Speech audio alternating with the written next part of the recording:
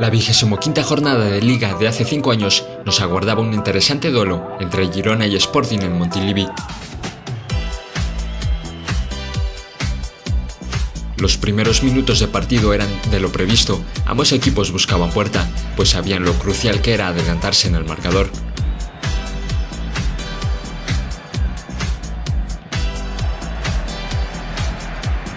En el transcurso de la primera parte, el Sporting se hacía con el control, generando peligro con centros y remates dentro del área gerundense.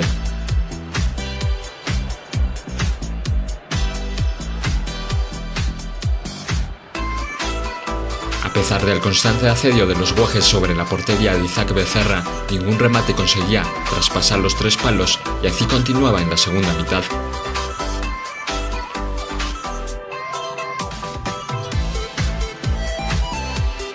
El Girona empezaba a tomar el control y tendrían claras oportunidades, probando en más de una ocasión a Pichu Cuéllar.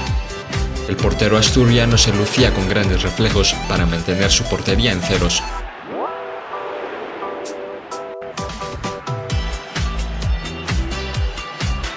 En el tramo final de encuentro, ambos clubes se lanzaban a matar o morir, generando constante peligro.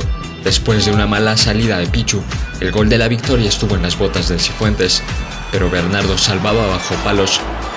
Desafortunadamente Pichu se lesionaba y hacía debutar a Alberto García en Liga.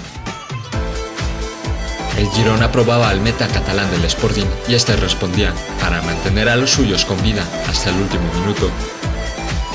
Catalanes y asturianos repartían puntos sin saber que serían protagonistas en la última jornada.